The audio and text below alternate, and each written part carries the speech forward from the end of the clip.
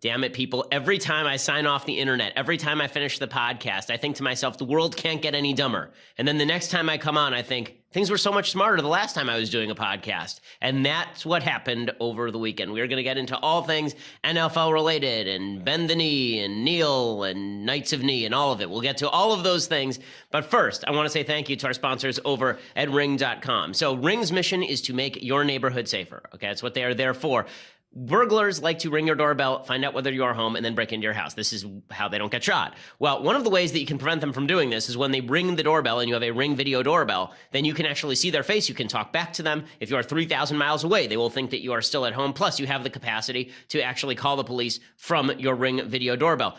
Ring is amazing, and they have a new floodlight cam. So when things go bump in the night, you'll immediately know what it is, whether you're home or away. The Ring floodlight cam lets you keep an eye on your home from anywhere. It's the ultimate in-home security, high-visibility floodlights, a powerful HD camera that puts security right in your hands. With Ring, you are always at home. Right now, go to ring.com/Ben. That's ring.com/Ben. You get $150 off the Ring of Security kit. Their products are so good that I've spent my own money on them. Ring.com/Ben. Ring.com/Ben. There's a reason they're so popular, and you're seeing the Ring signs pop up outside of other people's properties. You should join the club. Ring.com/Ben for $150 off their Ring of Security kit. Again, use that /Ben so that they know that we sent you. Okay, so as I say, everyone's a moron. That is the quick summary of today's episode, so we can skip the rest of the show. Okay, so the stupidity begins with the NFL. Everybody's trying to blame Trump for the advent of the stupidity. Now, Trump has his own brand of silliness that he has injected in here, and I actually don't think it's politically silly. I think it's bad for the country, but I think it's politically smart. But we need to start off with a simple fact. The NFL politicized itself years ago. Okay, this idea that Trump politicized the NFL is sheer nonsense. It's just not true. The NFL made a conscious decision to allow politics on the field. Okay, they've done this for years. In 2014, you recall, after the Michael Brown shooting in Ferguson, Missouri, the St. Louis Rams came out on the field and did the infamous hands up, don't shoot pose as they were coming out of the tunnel onto the field. Big deal at the time. Did they get fined? They did not get fined. It was nothing from the NFL was fine with it. No problem. Okay, then in 2016, Colin Kaepernick decided that he was going to kneel down for the national anthem during a preseason game. Did the NFL fine him? No, they did nothing. But what did the NFL do? They threatened the Dallas Cowboys with fines if they wore police decals in the regular season on their helmets after there was that shooting of police officers by a Black Lives Matter associated radical in 2016. So here's the headline. If you had the decal on your helmet, they would not allow you to wear the decal on your helmet. Okay, same year. If you wanted to wear cleats that paid homage to victims of 9/11, the NFL said you were not allowed to do this. Some players did it anyway, and then the NFL ended up waiving the fine. But if you wore even special breast cancer gear, then the NFL threatened to fine you. If you did an end zone dance that was too provocative, the NFL fined you. So the NFL cracked down on everything except for leftist political expression. Everything except for leftist political expression. I assume that, the response would be, well, they didn't crack down on Tim Tebow, except that Tim Tebow kneeling to do his own private prayer is not really a political presentation. Kneeling for the national anthem pretty clearly is. So the NFL had politicized itself long ago. And then President Trump decided to step in. So let's be clear about something. There was a consensus until the middle of last week, until Wednesday of last week, when last we left our story. There was a consensus in the United States. Kneeling for the national anthem is a stupid thing to do. It is an unpatriotic thing to do. This was the general American consensus. Now, there were some people who said, well, it's still patriotic to kneel for the anthem because you're really trying to say that the anthem isn't being fulfilled in the way that it was meant to be fulfilled. Okay, you made the statement about the anthem. The anthem is one of the few unifying features of American life. The American flag, the national anthem, these are unifying features of American life. And to kneel for the anthem suggests that you are anti-American. Okay, it does. There are plenty of ways to protest against police brutality or systemic racism if these are things that you feel the necessity to do. Listen, I think that you're wrong. I think that you are operating on faulty assumptions. According to the Washington Post, there have been 761 police shootings this year. Nine of them were of an unarmed black person. And of those 9, not all 9 were cases in which the person was just sitting around doing nothing. In many cases, there's serious questions about confrontations with the police. So the idea that cops are going around shooting people is in and of itself ridiculous. That they're going around shooting people based on race, not a lot of evidence to support that. That said, if you want to protest, there are plenty of ways to protest. Making the specific statement that you're going to bow down during the national anthem on national TV, it's a statement. It's a political statement, and it says that America is inherently steeped in racism, founded in racism, and inescapably tied to racism. Okay, that's what that says. So Americans didn't like that. If you look at the polls, Americans didn't like this, and it was actually hurting the NFL's ratings. The NFL had a trio of serious PR problems before the middle of last week. The NFL had the CTE scandal. The fact that if you get hit in the head many times, then you are likely to end up, or it's possible that you end up with brain damage that could end with early death. CTE is a brain disease in which you get plaque in your brain, essentially, and that comes from too many hits to the head. So that was one thing the NFL had to deal with. The NFL also had to deal with a serious spate of domestic violence incidents where a bunch of their players were knocking around women. And the NFL, you recall this with Ray Rice, the NFL didn't know what to do. They sort of said that they were going to do something, then they didn't do anything, and then they did something again. So that was the second thing. And then they had the Kaepernick thing. All of this was contributing to a drop in ratings for the NFL.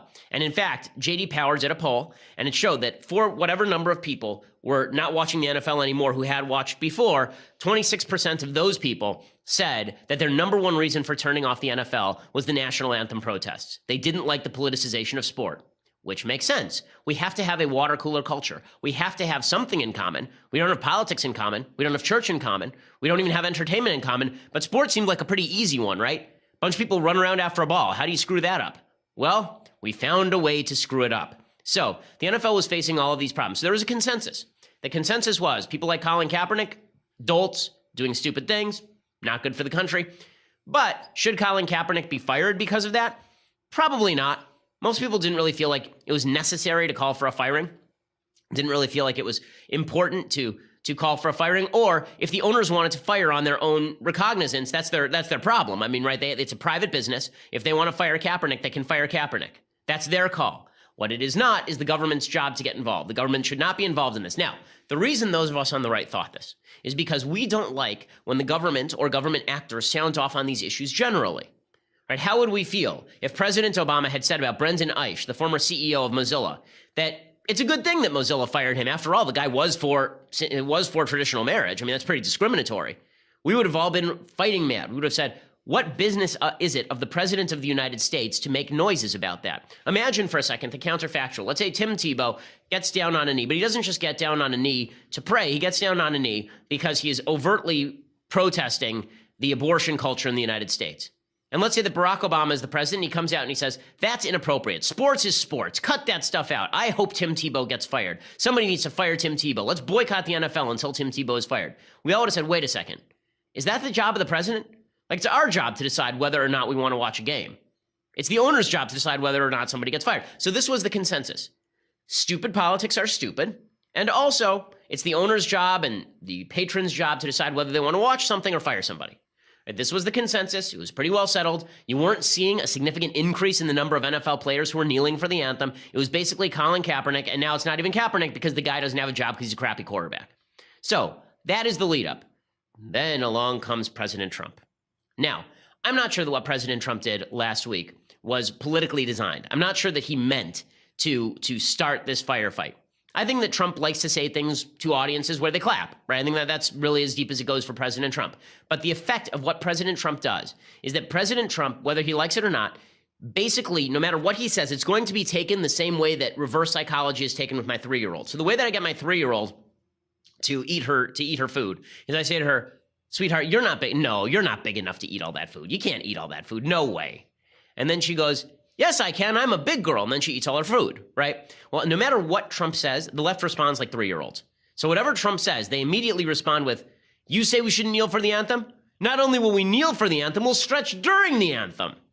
Not only will we kneel for the anthem, we'll poop on the field. That's what we'll do, just to show you, because Trump, Okay, so Trump leads all this off with statements that really are divisive and not useful. Okay, so here's the part of what Trump says that's useful. What he says that's useful is kneeling for the national anthem is stupid.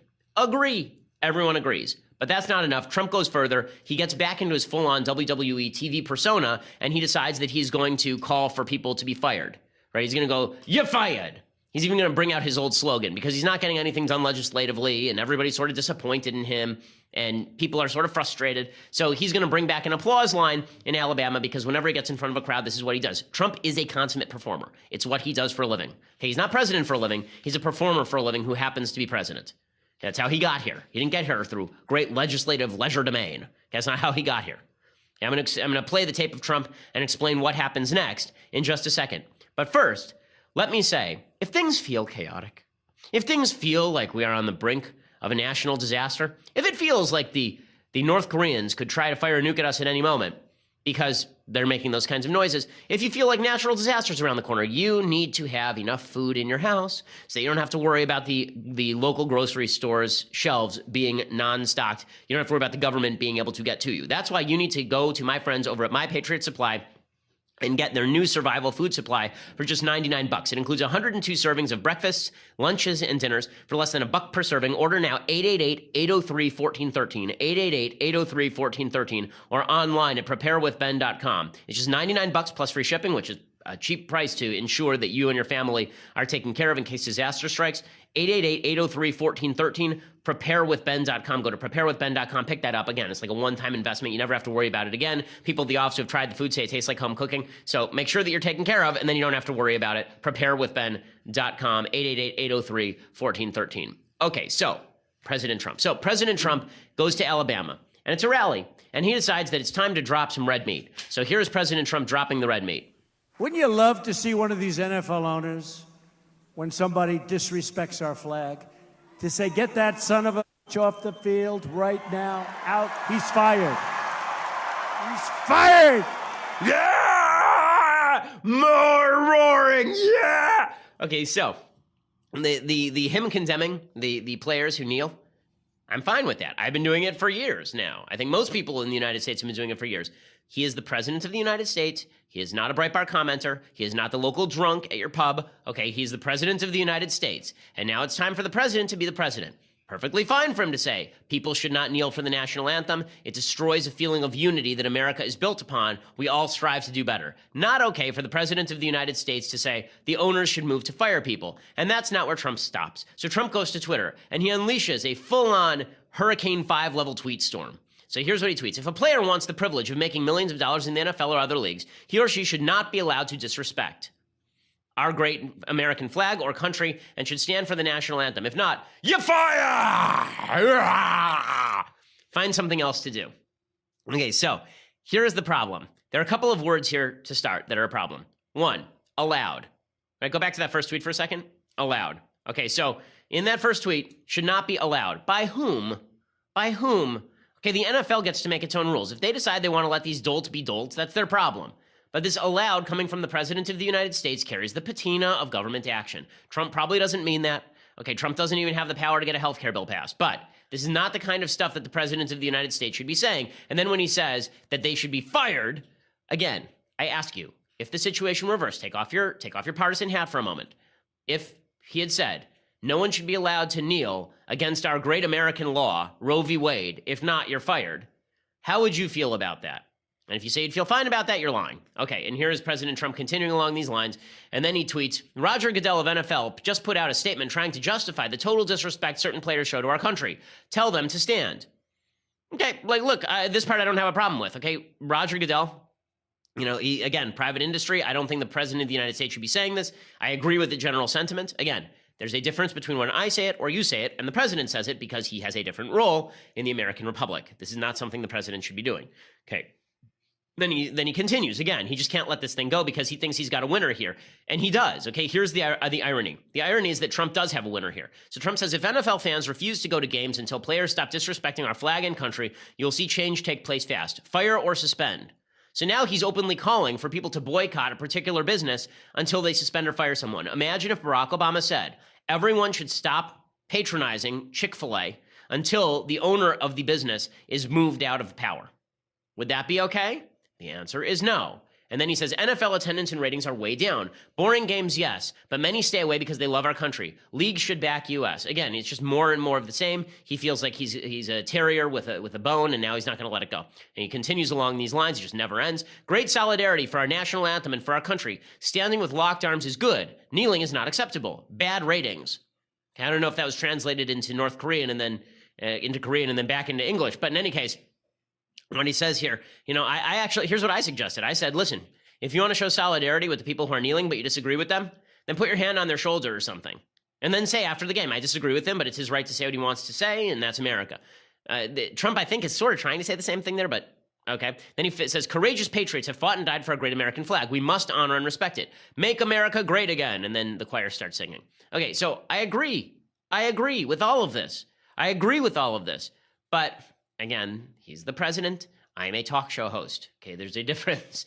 Is that the finale of his great rant? I think that's the finale of his great rant. Then, that's not all. He sends his Treasury Secretary, Steve Mnuchin, to go out and comment on this too. Again, why is the president involved in telling private businesses what to do? Okay, as a conservative, I want the government less involved in telling private businesses what to do. Even if I disagree with what a business is doing, there are plenty of businesses that I think are full of schmucks. That doesn't mean that as the president of the United States, I get to tell them what to do. So again, two things can be true at once. You should not kneel for the anthem. It makes you an a-hole. Two, as the president of the United States, you should not go around telling other businesses to fire people based on political predilection. Okay, this makes you malfeasant in your duty. Okay, so here is Steve Mnuchin, a guy most famous recently for using taxpayers' dollars so he can take his wife on their honeymoon or something. Here's Steve Mnuchin explaining why Trump is right to Jake Tapper on CNN. The NFL has all different types of rules. You can't have stickers on your helmet. You have to have your uniforms tucked in. What the president is saying, and I think the owners should meet and they should vote on a rule. This is about respect for our military. This is about respect for our first responders. This is not about Republicans or Democrats. Players have the right for free speech off the field.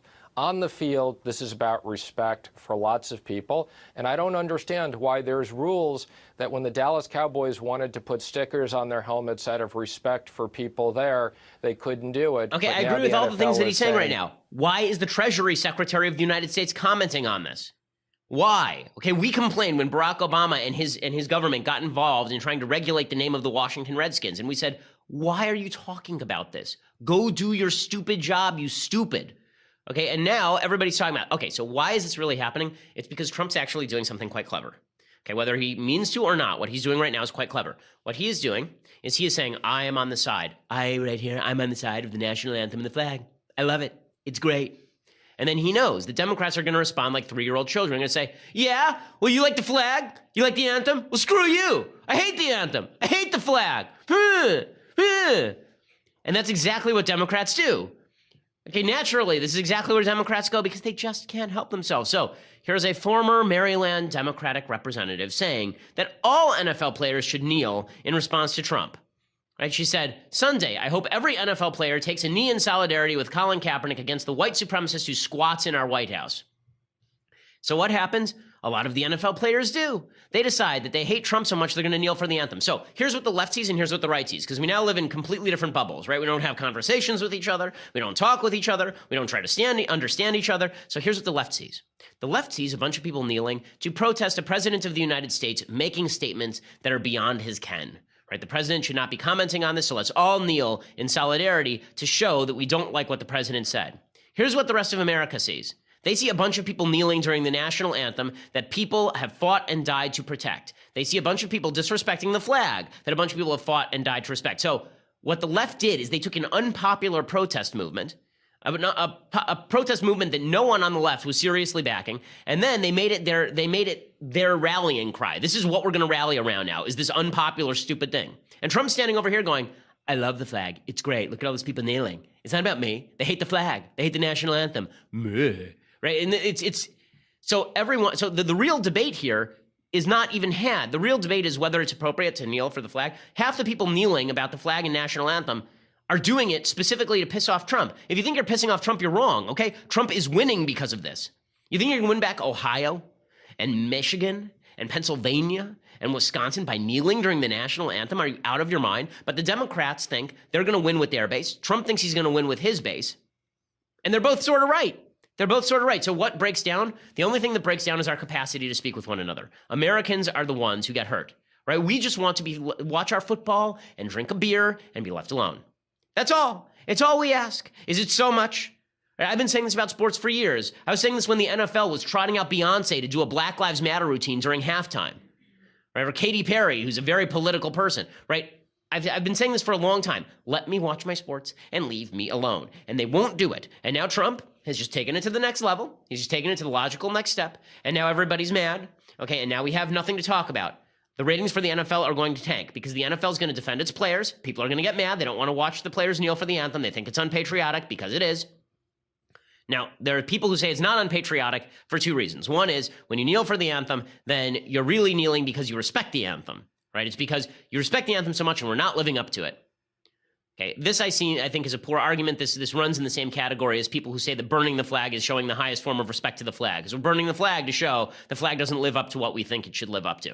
Okay, that's not really what kneeling for the anthem shows. Okay, the other thing is a little more understandable. That is, it's not unpatriotic to kneel because we're not kneeling because we don't like the anthem or the flag. We're kneeling because we want to show Trump that he can't tell people not to kneel. Okay, again, stupid but not unpatriotic. But what a lot of people in the middle of the country see is people kneeling during the anthem. Here is what people see, and you're going to see what you want to see, right? Here's what you're going to see. LaShawn McCoy, right, who is a running back for the Buffalo Bills. This is what he was doing during the national anthem. Not even kneeling, stretching.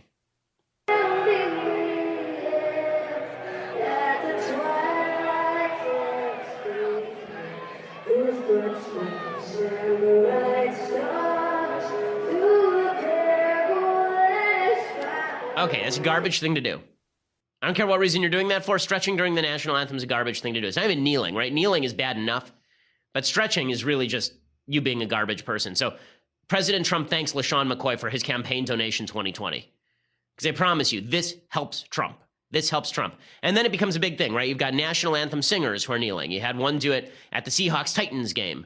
Right, so you've got the color guard out there, and the color guard is out. These are men and women serving in our American military, standing there for the flag, and the national anthem singer is kneeling in front of the people who are willing to spend their lives and their lifeblood protecting that flag in this national anthem. It's gross.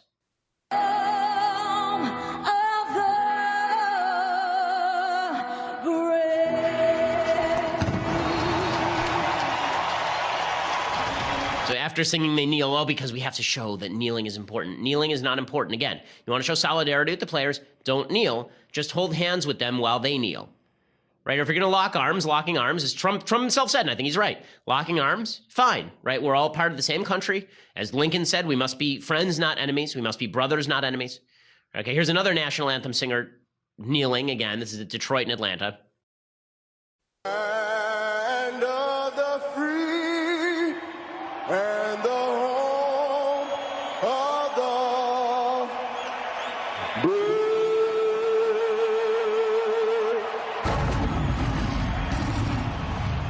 Okay, so there are a lot of places where people were booed, right? The Patriots, for example, were booed. A bunch of them kneeled, and the crowd booed them, which I think is totally appropriate. You can hear them booing the players, right? This is what Trump has done, and this is what the left fell right into. Trump said, if you kneel, you're unpatriotic, and you should be fired. And a bunch of people said on the left, okay, fine, then we'll all kneel. So what are you doing? You're alienating your own audience. Here's a montage of all the players around the NFL kneeling.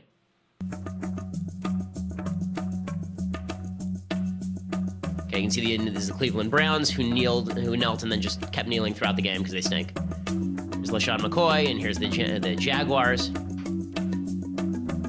Right, there's the Atlanta Falcons.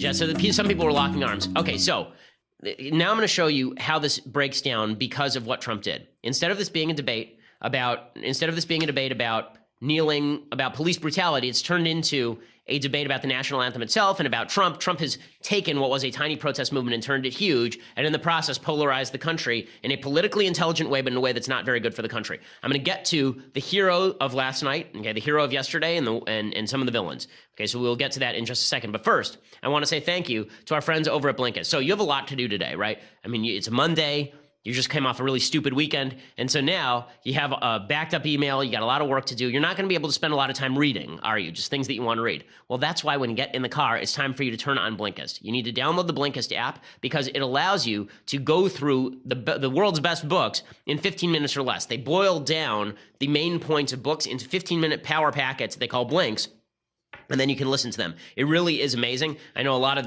people listen to this show, people like Dana Perino now use Blinkist, and the reason for that is because Blinkist is just a tremendous way of gathering information. You can spend 5 hours reading a book and come away with the same amount of material that you would in a 15-minute summary from Blinkist, because how much of that book that you read 3 months ago do you actually remember? And these are all the nonfiction books that you'd want to read. It's things like Why Nations Fail, 600-page book, really good book. Do I remember 15 minutes worth of material in it? Not really. So if you listen to the Blink, Now you just saved yourself 7 hours.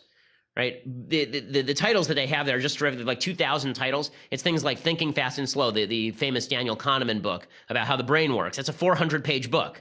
Okay, what are you going to remember from it? 15 minutes worth of material, probably. That's why Blinkist works. Blinkist right now has a special offer just for our audience. Go to Blinkist.com/Ben right now, and you get your free trial or 3 months off your yearly plan when you join today. That's Blinkist, Blinkist, Blinkist.com/Ben to start your free trial, or you get 3 months off your yearly plan. Blinkist.com/Ben. If you're an information junkie like I am, Blinkist is indispensable. Go and check it out and make sure that you use /Ben so that they know that we sent you. Okay, so the big hero of yesterday, when all was said and done, was not any of the players who were kneeling. It was one player on the Pittsburgh Steelers. His name is Alejandro Villanueva. He did 3 tours, I believe, in Iraq and Afghanistan. And he is a West Point graduate. He's an offensive tackle for the Pittsburgh Steelers. The entire Pittsburgh Steelers team decided that it was necessary not to come out for the national anthem over all of this stupidity.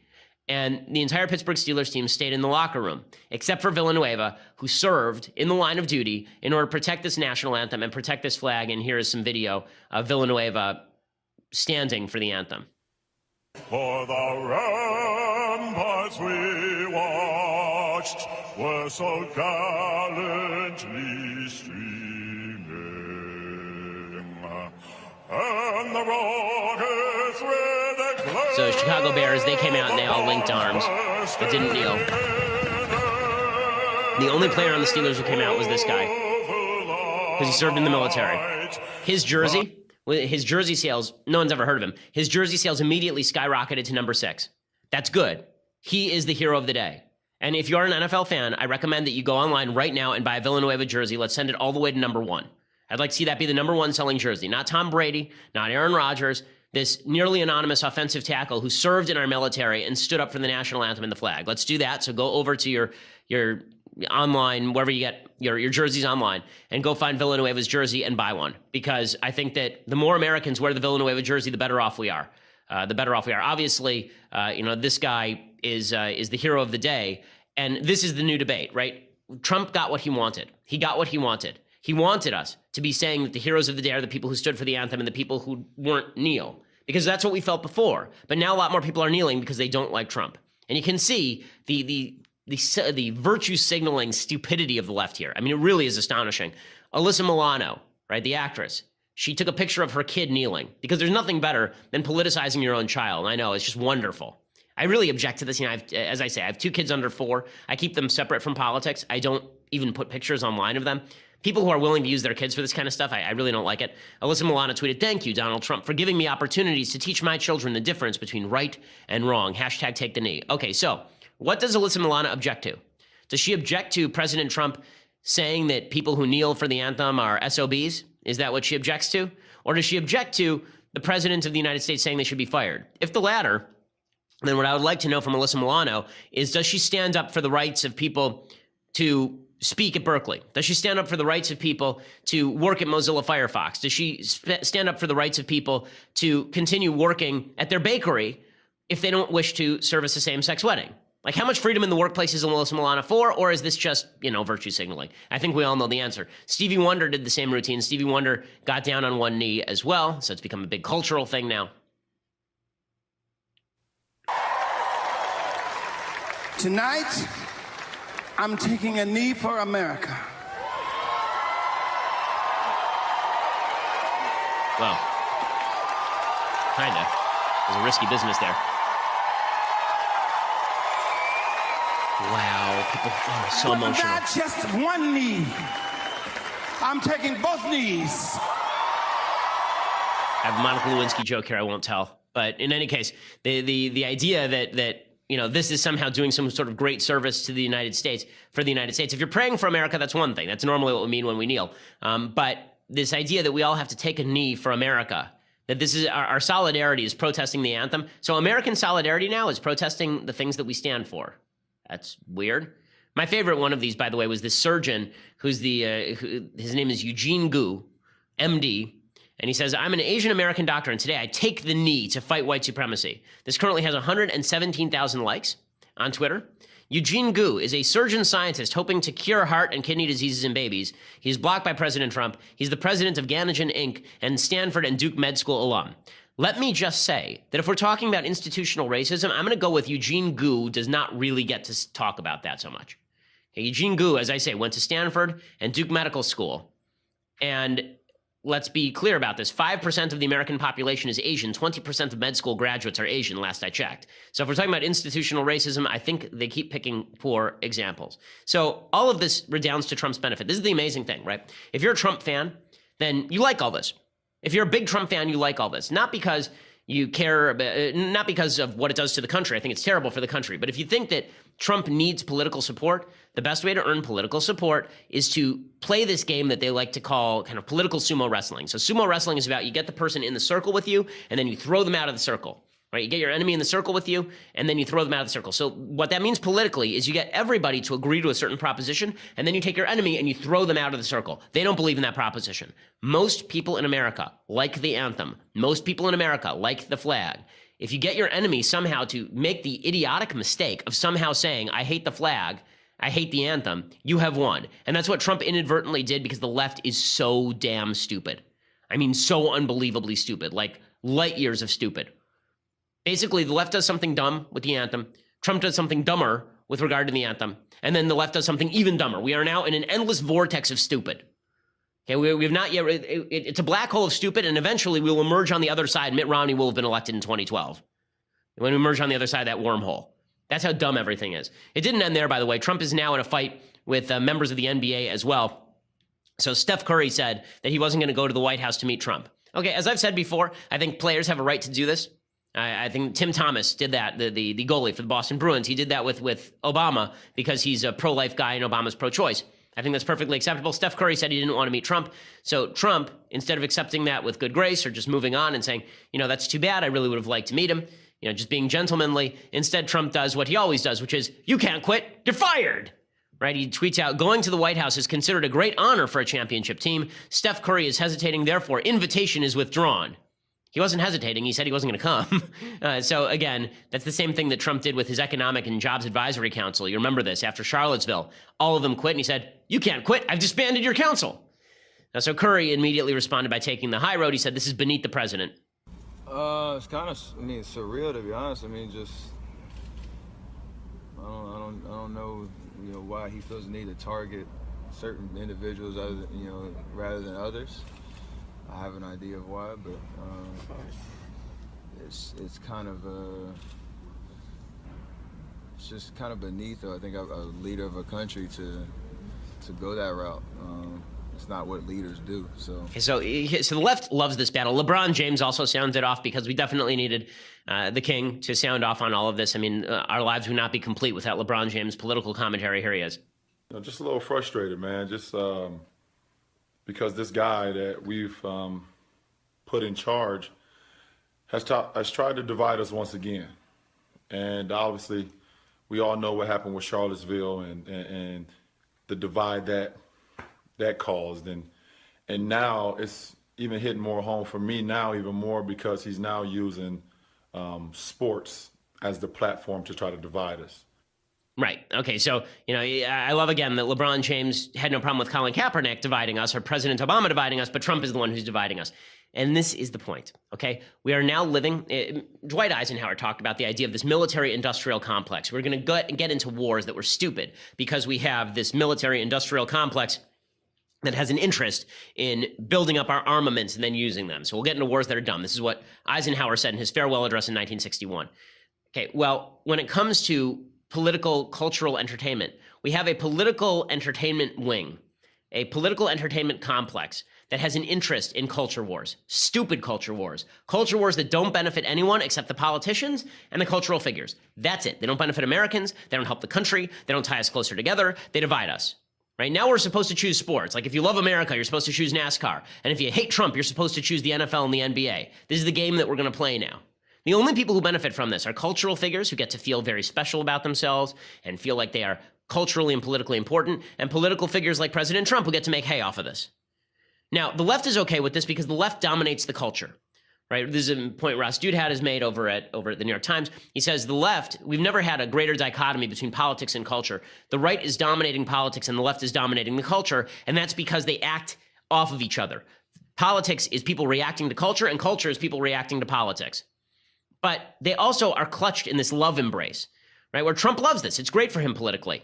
And the left loves this culturally because it's great for them culturally. They get to complain about America and talk about how terrible it is and talk about Trump and win some adherents and fans and double down with their own base.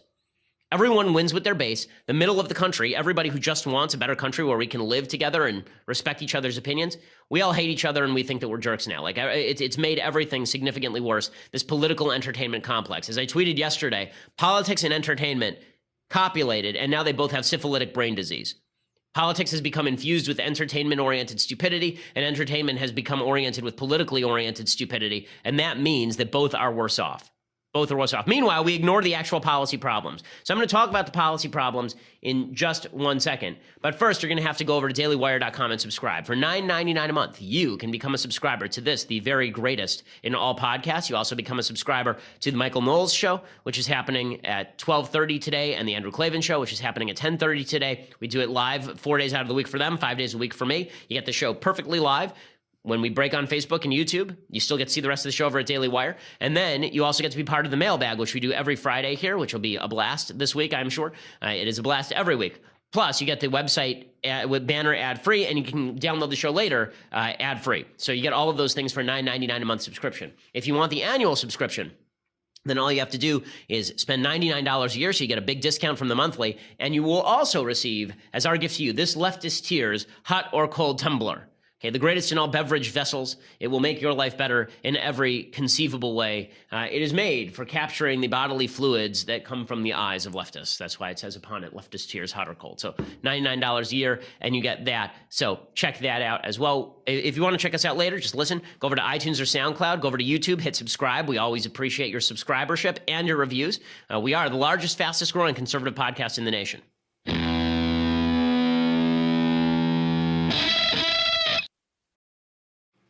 Alrighty, so while all of this is going on, and this just goes to show you that entertainment has overcome politics entirely, President Trump tweets this. Okay, so he had that giant tweet storm about the NFL. That's what everyone's paying attention to today because, let's be frank, it's more fun and entertaining to talk about that. So here is President Trump tweeting about North Korea yesterday.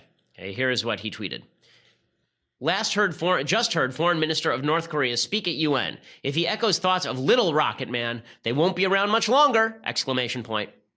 So the president of the United States is threatening nuclear war and calling the dictator of North Korea Little Rocket Man. Now, so he's adding it's like Little Marco and Rocket Man. So that's exciting.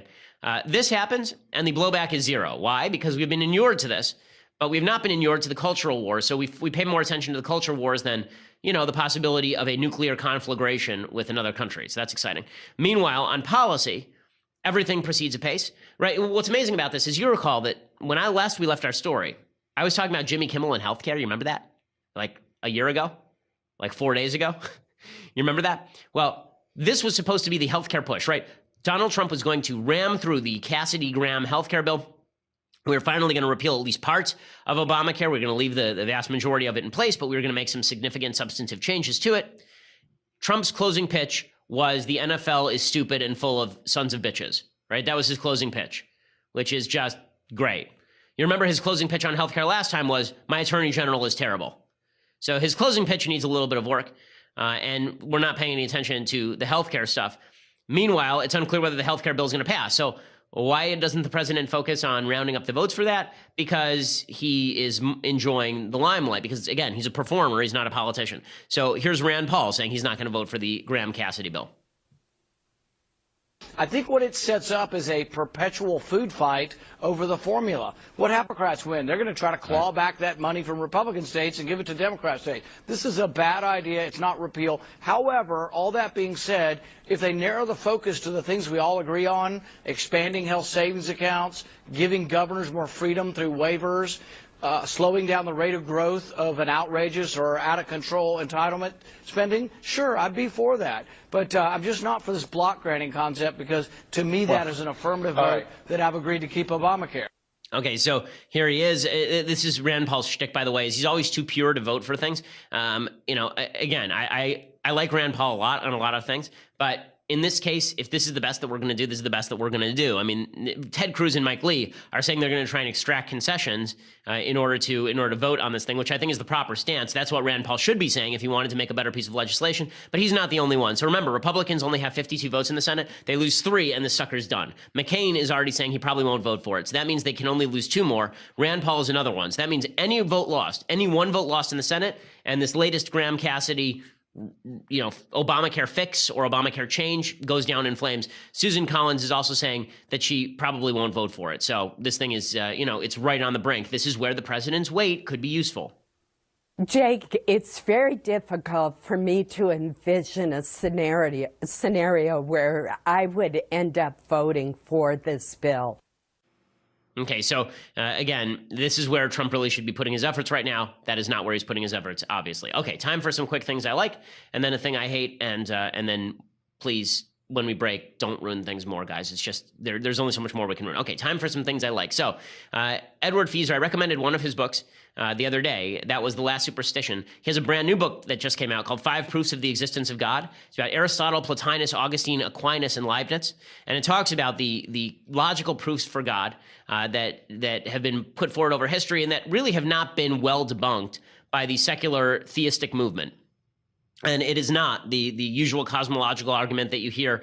Usually what you hear when it comes to the cosmological argument is everything has a creator, therefore God, right? If everything has a creator, therefore God. And then that usually leads people like Sam Harris, the atheist. I'm going to be on his podcast. That should be fun. It leads people like Sam Harris to say, well, if everything has a creator, who created God? That's not what these arguments actually say, okay? That's not what the argument is. And if you want the fully fleshed out argument in readable prose, 5 Proofs of the Existence of God by Edward Feser is quite a good book. I had an opportunity to speak with Professor Feser a little bit yesterday and clarify some of my own questions about the arguments that he was making in the book. I think that it is well worthwhile. Do I think that these are dispositive? Do I think that they absolutely prove that God exists? Do I think it's possible to argue? I think it's possible to argue with them. But I think that they are a good logical presentation of what an argument in favor of God looks like that isn't based simply on revelation. So, yeah, I think that that's a worthwhile thing. So again, 5 Proofs of the Existence of God from Edward Feser.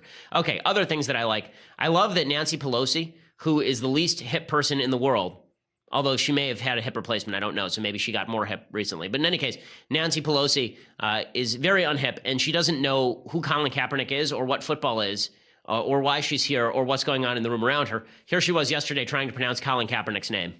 He should see this as an opportunity. Somebody, Colin Kaepernick doing what he did, says this flag enables me to do this. Colin Kaepernick. So well done, Nancy Pelosi, demonstrating how cool you are. Okay, finally, time for a thing I hate. The answer is everything. Okay, but besides everything, here's a specific thing that I hate. So, according to the Washington Free Beacon, late-night comedian Jimmy Kimmel and Senate Minority Leader Chuck Schumer have coordinated behind the scenes for months to oppose Republican efforts to repeal Obamacare. Kimmel, whose son was born with a congenital heart disease, has been an outspoken critic of the Republican efforts to repeal Obamacare because he believes the most recent Republican efforts to replace Obamacare don't protect people with pre-existing conditions like his son, according to the Daily Beast. So, he has done a bunch of monologues this week. He did some after I left the air. If you want to see my monologue about Kimmel's monologue, go back to last Wednesday's episode. I did a very long explanation of what Kimmel was saying and why he's wrong and why it's not right to stand on your child's health condition in order to promote your views of healthcare. In any case, it turns out that Schumer and Kimmel were speaking. Schumer encouraged Kimmel to speak out in opposition to Graham and Cassidy's bill when it became apparent Republicans would try to pass it. So in other words, does Kimmel know anything about the bill? Did he make an independent study? No, he's a Democrat, so he talked to Chuck Schumer. He doesn't like anything that touches Obamacare. There would be no Republican program Jimmy Kimmel would back. End of story. That's the whole thing. So long as that is the case, that's all that matters.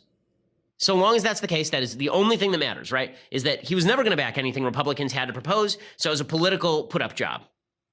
And I think that means something, because if you're going to make an emotional appeal, then we should know if you were planning to use the emotional appeal in order to promulgate your politics because you were talking with partisans on one side. You didn't come to your own conclusions. You just talked to Chuck Schumer and had him give you some talking points.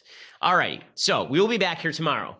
In the meantime, as I say, everything's getting ruined. Just stop it. Take a break. Go out for ice cream, enjoy your family, enjoy your kids, enjoy your neighbors. We still live in the greatest country on the face of the earth. And if we would look into each other's faces once in a while, instead of trying